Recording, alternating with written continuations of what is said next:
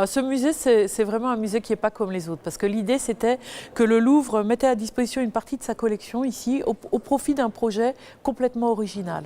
Donc d'abord au profit d'un projet de territoire, avec tout le territoire. On voit les terrils jumeaux ici, par exemple, depuis le Louvre-Lens, ce territoire avec cette physionomie particulière, un ancien coron juste en face qui a été transformé récemment en hôtel, cette architecture des cités qui entourent le terrain du Louvre-Lens, mais aussi évidemment une expérience complètement différente qu'offre le musée lui-même. Une architecture contemporaine exceptionnelle. Les architectes japonais, l'agence Sana, Pritzker Price, c'est-à-dire les plus grands architectes parmi les plus grands architectes du monde, choisissent non pas de créer un monument qui se voit à des kilomètres, mais au contraire de s'installer dans ce territoire, de le refléter, de le réfléchir avec modestie, et ça donne un aspect totalement futuriste à un bâtiment qui est entièrement recouvert de tôles d'aluminium poli qui réfléchit ce territoire.